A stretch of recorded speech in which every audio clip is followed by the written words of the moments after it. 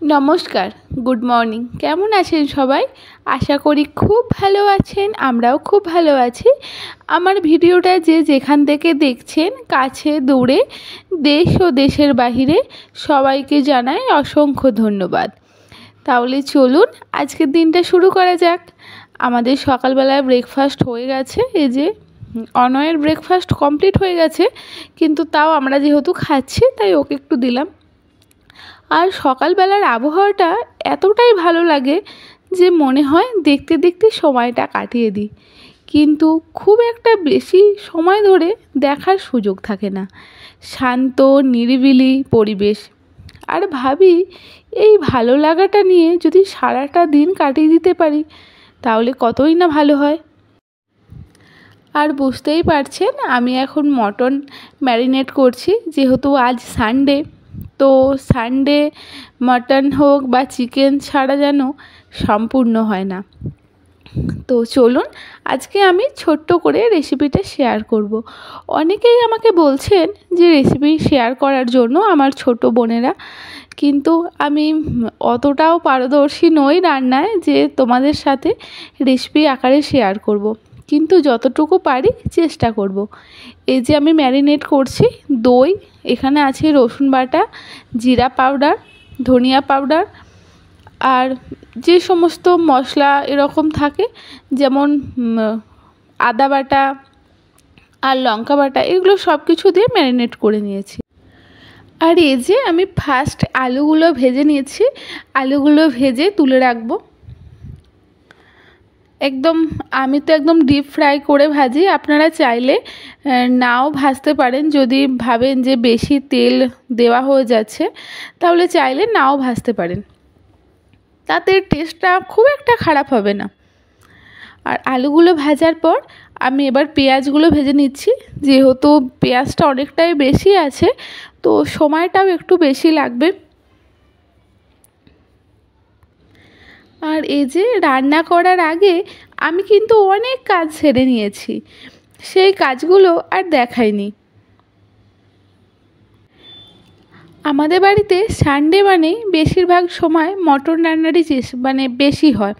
আর এই যে দেখুন রান্না করতে করতে আমার হাজব্যান্ড মানে আপনাদের দাদা ভাই গোলাপ জামুন নিয়ে চলে এসেছে। আমি কদিন থেকেই ভাবছিলাম যে মিষ্টি খেতে খুব ইচ্ছা করছিল, তো এখানে মিষ্টি ভালোই পাওয়া যায়, কিন্তু আমার গোলাপ জামুনটা যেন বেশিই ভালো লাগে।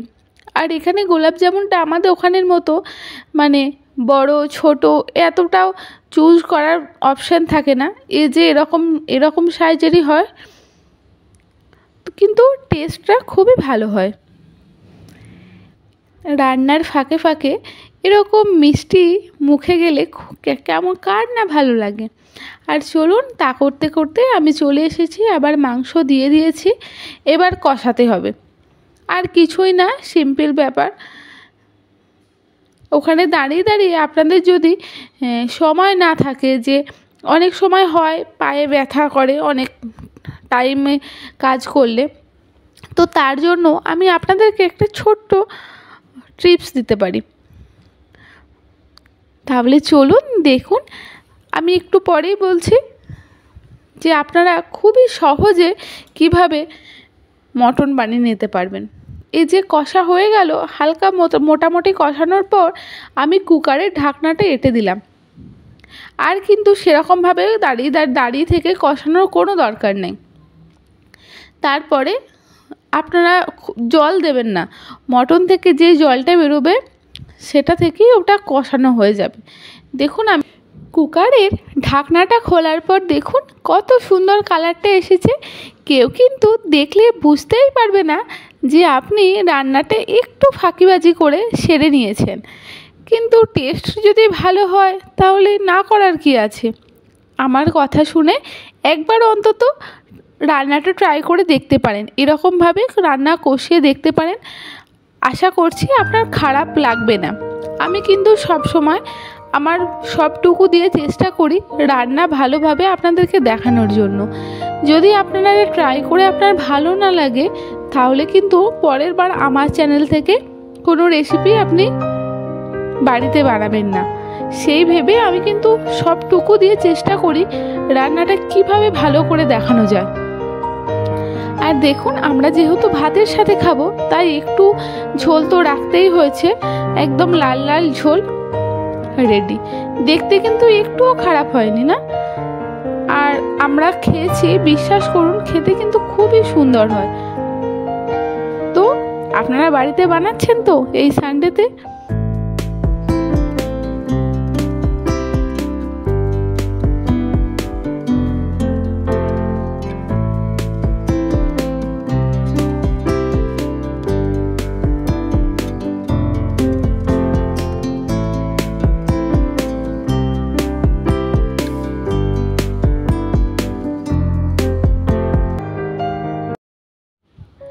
আর এই যে এটা দেখছেন, এটা আমার ছেলে অনয়ের জন্য।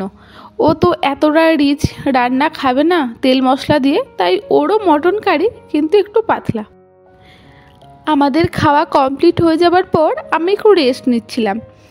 তারপর উঠে সূর্য অস্ত যাওয়া দেখছিলাম আর ভাবছিলাম প্রতিটা সূর্যাস্ত কিন্তু নতুন ভোরে প্রতিশ্রুতি নিয়ে আসে। আর সেই সুন্দর ভোরের অপেক্ষায় রইলাম। ঘুটঘুটে অন্ধকার সরিয়ে একদম নতুন একটা ঝকঝকে সুন্দর দিন আসবে, সেই সব কথা ভাবতে ভাবতে কল্পনার দেশে চলে গিয়েছিলাম। আর এই যে ভাবলাম তারপর না, বাজার তো যেতেই হবে, তাহলে আজ সানডে। তো সেসব কল্পনার জগৎ থেকে বেরিয়ে এসে এবার চললাম বাজার করতে।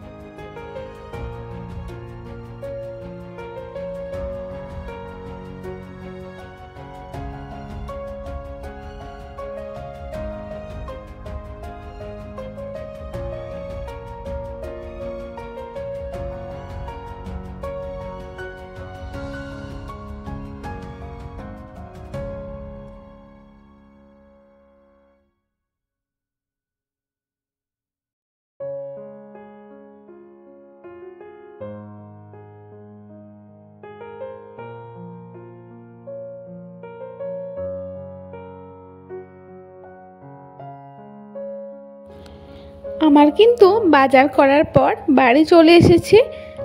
আর দেখুন কী সব জিনিস নিয়ে এসেছি। আমি ভাবলাম অল্প করে আপনাদের সাথে শেয়ার করে দিই, কারণ অনেক বন্ধুরাই আমাকে বলে যে দিদিভাই আপনারা কি নিয়ে এলেন, এটা দেখতে অনেকেই ইচ্ছা করে। আমিও যখন কারোর ভিডিও দেখি আমারও কিন্তু দেখতে ইচ্ছা করে যে ও বাজার করে নিয়ে এলো, কি নিয়ে এলো। তো আপনাদের ছোট্ট করে শেয়ার করে দিই অল্প করে। এই যে বিস্কিটটা নিয়ে এসেছি, এটা বিস্কিট অবশ্য নয়, এটা কুকিজ।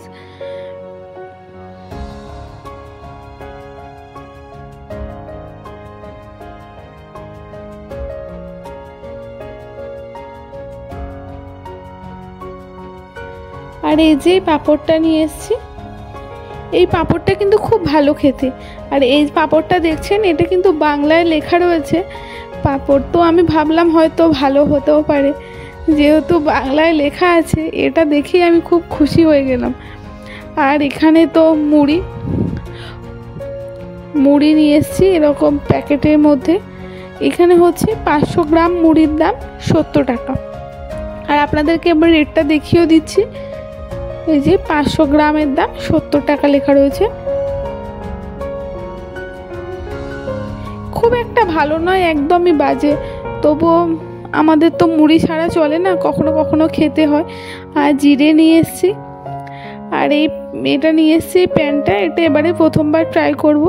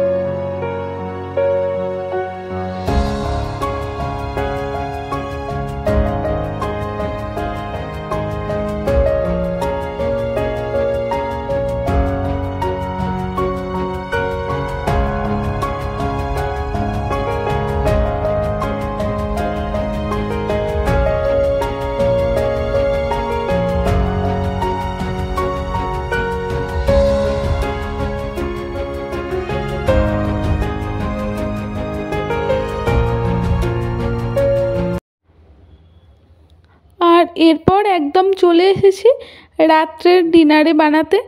আজকে বানাবো ফুলকপি আলুর একটা তরকারি, রোস্ট টাইপের, একদমই শুকনো শুকনো টাইপের, জল দেব না। আর এখানে সমস্ত মশলা বেটে নিয়েছি, ফুলকপি ভেজে নিয়েছি, এখানে আলুগুলো ভাজছি। আপনারা চাইলে নাও ভাজতে পারেন, আমি ভেজে নিই। আর এখানে এই যে সমস্ত কিছু মশলা, বাটা মশলা আমি ইউজ করি, যেমন পেঁয়াজ বাটা, এটা রসুনের পেস্ট, আদা বাটা আমি দিয়েছি, জিরে গুঁড়ো, ধনিয়া গুঁড়ো আর লঙ্কা, কাশ্মীরি মির্চি যেটা হয় সেটা। আর আমি এই জিঞ্জার পেস্টটা ইউজ করি, খুবই ভালো। আমি অ্যাকচুয়ালি জিঞ্জার গার্লিক দুটো একসাথেই পেস্ট একটা পাওয়া যায়, ওটাই আমি নিই। কিন্তু আগের বার আমি ভুলবশত, একটু তাড়া ছিল, আমি দেখিনি এটা শুধু গার্লিক পেস্ট, জিঞ্জার নাই, তাই আমাকে আলাদা করে আবার বাড়িতে আদা বাটতে হচ্ছে। তো বেশ কিছুই না, সিম্পল ব্যাপার। মশলাটা কষে গেলে ওপর থেকে তেল ছাড়া ছাড়া হয়ে গেলে আমি ফুলকপিগুলো দিয়ে দেব। যেহেতু ফুলকপিটা আগে থেকে আমি গরম জলে ভাপিয়ে নিয়েছিলাম, মানে গরম জলে নুন দিয়ে আমি কিছুক্ষণের জন্য ডুবিয়ে রেখেছিলাম, তাই ওখানেই অর্ধেকটা মতো সিদ্ধ হয়ে গেছে ফুলকপি। আর যখন ভেজেছি তখনই আমার অর্ধেকটা হয়ে গেছে, মানে 100% কুক হয়ে গেছে আমার ফুলকপিটা। তাই আগে থেকে দিলে একদমই ঘেঁটে যাবে। আর এখানে আমি অনয়ের জন্য ভাত করে নিয়েছি, ও রুটি খাবে না রাত্রে। ব্যাস, একদম আমার ফুলকপি আলুর তরকারি রেডি। আমি একদম শেষে সবজি মশলা আর ধনিয়া পাতা দিয়ে দেবো, তাহলেই কমপ্লিট হয়ে যাবে আমার ফুলকপি আলুর তরকারি। তোমরা কি বাড়িতে এরকম বানাও? যদি না বানিয়ে থাকো তাহলে প্লিজ একবার বানিয়ে দেখো। আজকে এই পর্যন্তই, আবার দেখা হবে নেক্সট ব্লগে। ততক্ষণের জন্য ভালো থাকবেন, সাবধানে থাকবেন। Good night. আর আমার চ্যানেলে ভিডিওগুলো কেমন লাগছে আপনারা জানাতে পারেন। যদি ভেবে থাকেন আপনার এই বোন বা দিদি ইউটিউবে একটু হলেও এগিয়ে যাক, তাহলে আমার চ্যানেলটা কিন্তু সাবস্ক্রাইব করে দিতে পারেন।